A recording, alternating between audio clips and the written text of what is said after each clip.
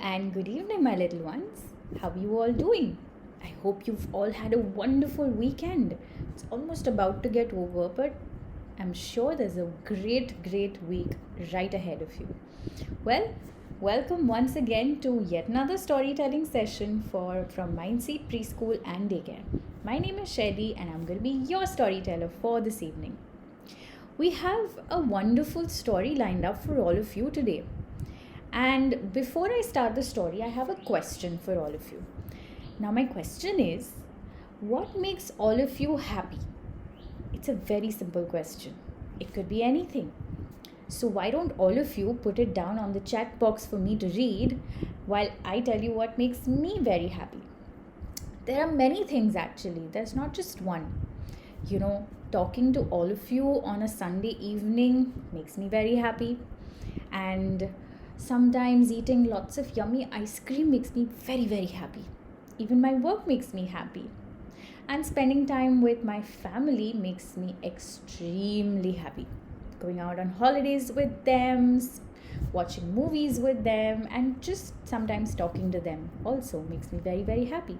So I hope you also have a bunch of things to share with me, so you can quickly go and tell Mummy and Papa to put it down on the chat box and share those details with me. Alright, so let's get on with our story.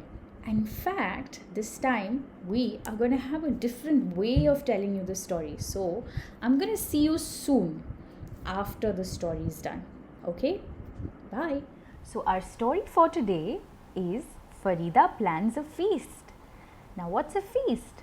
A feast is a big party where you invite lots of guests and who come together, enjoy themselves and have some yummy food. So what is Farida planning? Let's find out. This story is written by author Megan.Sunsipi and the beautiful pictures have been drawn by illustrator Jayesh Sivan. And it's a Pratham book publication. So let's get started. Now let's see what is happening. Farida goes for a walk every evening. She takes an empty tiffin and a big water bottle. She's got a tiffin which has 1, 2, 3 and 4 different containers. That's a lot of food, and for a little girl who's taking it somewhere. All right, let's see where does she go next. First stop, her kitchen. Can I have some uncooked rice, please? She's telling her mom to give her some uncooked rice, and that's her father out there. Both of them are helping out in the kitchen. So there's uncooked rice going in the first container. Let's see what happens next. 2 skips and to the vegetable market. How many squashed tomatoes can I take? She's asking the vegetable auntie. So the vegetable auntie is going to give her some squashed tomatoes.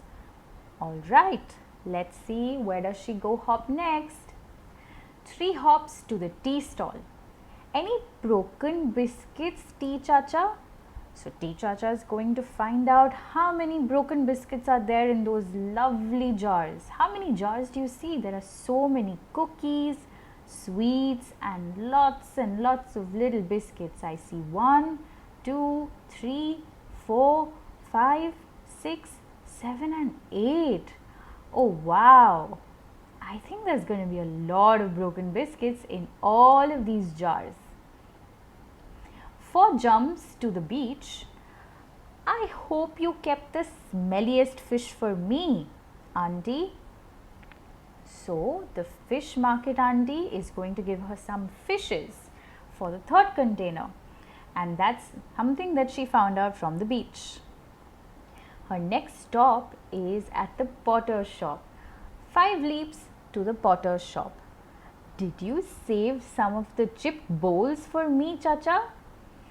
Alright, so some chipped bowls, some uncooked rice, some fish and broken cookies and broken biscuits. Where is she going next? So we've got uncooked rice, squashed tomatoes, broken biscuits, smelly fish and chipped bowls. all ready over here. And there's also a big bottle of water though. What is Farida planning?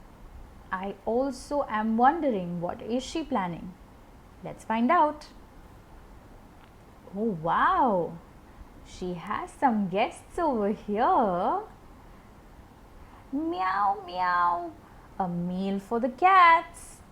As you all see over here, there are so many cats and they are enjoying their delicious fish from the beach and having a little bit of water after they're done. So that's where the chip bowl comes in. Very kind of her. That's very, very sweet of Farida. Next, we see 1, 2, 3, 4 and 5 dogs having the yummy biscuits. Woof woof, snacks for the dogs. There you go, and see the squashed tomatoes. Caw, caw, treats for the crow. And with that, she is giving the uncooked rice to these cute chirpy little birds. And there are, how many birds do we see? We see 1, 2, 3, 4, 5, 6 and the 7th one, the little one who's already enjoying and binging on all these uncooked rice in her hand. Such beautiful colors. There are 3 of them in yellow, 3 of them in brown and grey, and one is kind of more greyish than brown. That's so sweet of her. Cheep, cheep. Dinner for the sparrows. So all the sparrows have enjoyed their meals. There is nothing left in the tiffin box. Until tomorrow. That is so, so sweet. Isn't that such a wonderful thing that Farida did when she planned her feast? A note on feeding neighborhood animals. So if you decide to share food with the animals who live near your house, you need to think about some things. Well, this is like a little note from Farida that is given to all of us. So let's listen very, very carefully because she has experience in feeding these little animals. So let's take care and give them what they need. Okay? Alright. So let's see what she has to tell us. Ask yourself if you can feed animals over a long stretch of time. Only if you can do that, you should do actually. But sometimes it's also okay to go and give them once, It's a kind thing to do. They also sometimes must be waiting for food, right? Sometimes they just go without eating any food in the entire day. Anyway, choose an open space away from people's homes. That's true, actually, so that it doesn't get dirty in front of their houses, right? We don't want to mess up someone else's house, but we want to make sure that we feed them properly. So it's a good thought that she took her tiffin along with her. Try to feed them at the same time every day. Well, that's why I think she said that you should feed them over a long period of time so that you can keep giving them food on that specific time of the day. And slowly you'll also realize they've become your friends because they'll wait for you till you get them the food. Feeding just once a day will help street animals keep the ability to hunt for their own food. If you are going to take care of animals, make sure that they are healthy.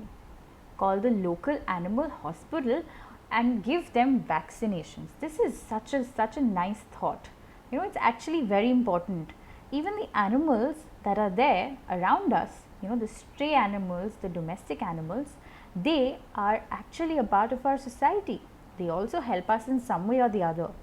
Like all these dogs, they make sure and they take care of us sometimes, Also the cats make sure that they eat away all the little rats who are troubling us. Some animals and birds such as pigeons, monkeys and mice can become pests because of feeding. So do not feed them. That's why it's important, like she said, to find out which animals you can feed and if you can try and feed them for a long time. And in fact, all these pests that Farida is talking about, these are the ones that can be taken care of by helping these animals. water is just as important as food, especially in summer. A clay pot will help the water to be cool. Avoid oily, salty, sweet, or spicy food. That is true, actually. Let's not give them that kind of food, but rather vegetables are better, like how she gave squashed tomatoes for the crow so that he can easily squish it with his beak and eat it. And she very thoughtfully gave the fish to the cats, not something too stale, and this is obviously without any salt, without any oil or spice, because I don't think they can digest that kind of food. We don't want to make them sick, right? And there were biscuits so that the dogs can have it, and there were some very small tiny grains of rice that the birds, the sparrows, could eat. So that is how Farida planned her feast, and she helped all her little animal friends in her society, in her neighborhood. So welcome back. I hope you've enjoyed the story about Farida and the feast that she had prepared for her little animal friends from the neighborhood. If you did like the story, put in a yes on the chat box. If you didn't, you can also put a no on the chat box and let me know. Maybe I'll look for some better story for all of you next time. So now I would like to tell you something which some of you might already be aware of. Yesterday was the 20th of March, and it was also a declared day by the United Nations as the International Day of Happiness. It's not necessary to just be happy on one day or to celebrate happiness on one day, but sometimes, especially in these challenging times, it is important to take one day out and celebrate and be happy and do things for others to keep them happy or to bring a smile on their face.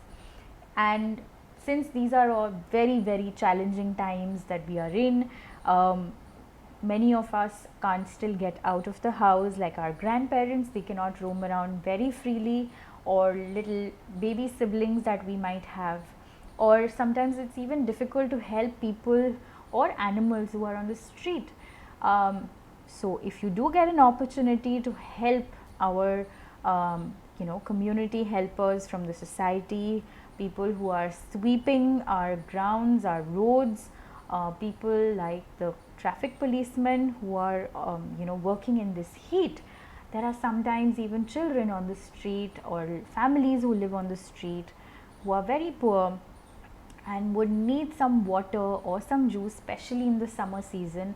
It would be nice to go and help them, but of course maintaining your social distance and maintaining your health and hygiene points, where you wear your mask and you make sure that you sanitize yourself, your hands, you wash your hands after you're back home, and you give them something that they will need. So with that, I hope you had a great time. I enjoyed myself telling you this story. So I'm going to see you soon next weekend. Until then, bye.